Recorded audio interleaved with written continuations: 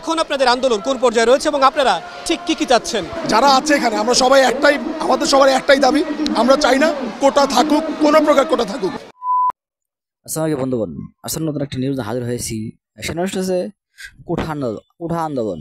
এই বিষয়টা নিয়ে কিন্তু অনেক ধরনের মন্তব্য করতেছে। তো আসলে কোঠা আন্দোলনের উদ্দেশ্য কি আসে? তো বন্ধুগণ, আমরা আবু হায়দার বাইরের মুখ থেকে শুনে আসবে এর উদ্দেশ্য কি আসে। তো বন্ধুগণ, আমরা সেই ভিডিওটা দেখে আসি।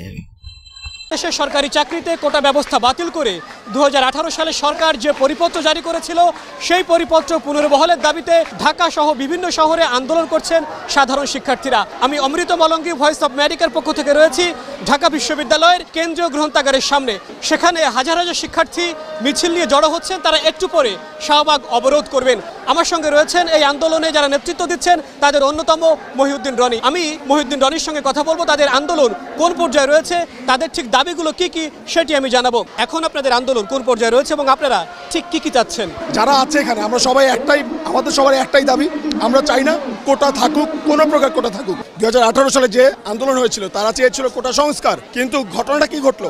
তখন গভর্নমেন্ট এমন একটা স্ট্র্যাটেজি মেনটেন করলো। তারা কি করলো? আমি চেয়েছি শুধু আপনার কাছে একটু পানি দেন আমাকে, আপনি আমাকে বসতে দিলেন, তারপর হচ্ছে বালিশ দিলেন শুয়ে যাওয়ার জন্য, শুয়ে পড়ার পর আপনি আমার গলাটা কেটে দিলেন। ব্যাপারটা এমন হয়েছে আমাদের সাথে।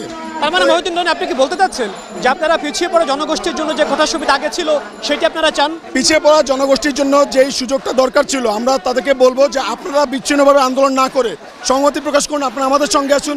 আমরা আলোচনার মাধ্যমে, আমরা কথা বলার মাধ্যমে আমরা একটা সিদ্ধান্ত নিয়ে আমরা একটা মিনিমাইজ তো করা যাবে যে কোনটা বৈষম্য, কোনটা হচ্ছে গিয়ে সমতা। তাহলে মহিউদ্দিন রনি, আপনি যেমন বলছেন যে পিছিয়ে পড়া যারা জনগোষ্ঠী রয়েছে, বিশেষ করে প্রতিবন্ধী থেকে শুরু করে কিংবা যারা ক্ষুদ্র নিরীগোষ্ঠী সম্প্রদায় মানুষেরা যারা আছেন তাদের জন্য আপনারা কোটা চান, কিন্তু মুক্তিযোদ্ধাদের সন্তান কিংবা নাতি নাতনিদের জন্য যে 30% কোটা বাতিল হয়েছে সেটি আপনারা চান না। প্রথম কথা হচ্ছে আপনাকে 2018 সালের কথাই বারবার মাথা নিয়ে আসতে হবে। আমরা চাইছিলাম সংস্কার, ঠিক আছে, যারা অনগ্রসর জাতি তারা সামনে আসুক, আমরা এটা চাই, কিন্তু সম্পূর্ণভাবে বাতিল কেন করে দিল তারা? এটা কিন্তু তখন ডিমান্ড ছিল না, এটা কিন্তু প্রহসন করলো। আপনাদেরকে এটা বারবার মাথায় রাখতে হবে, বারবার বুঝতে হবে।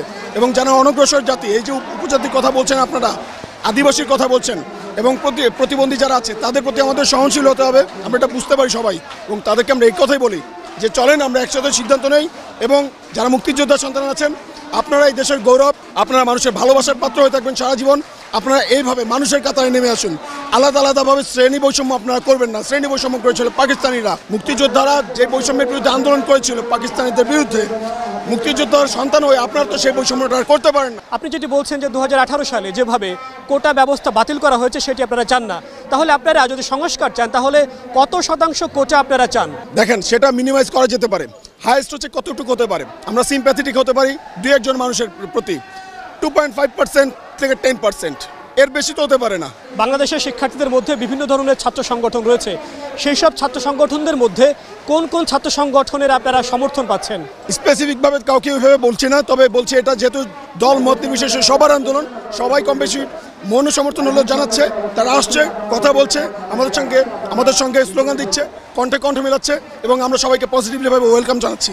আমার সোনার বাংলায়, সোনার বাংলায় খবর দে। তো বন্ধুগণ, আমরা সেই ভিডিওটি দেখলাম, যেখানে দেখা যাচ্ছে আবু হায়দার ভাই কিন্তু জানিয়েছে আসলে কোঠা আন্দোলনের উদ্দেশ্য কি আসবে, কি করতে চায় তারা আসে। তো বন্ধুগণ, যারা এই বিষয়টি জানতে না আসলে জানার পরে অবশ্যই কোনো কিছু জানাবে আসলে তোমাদের মতামত। তার সঙ্গে শেষ হচ্ছে, দেখাবেন কোনো নিউজে।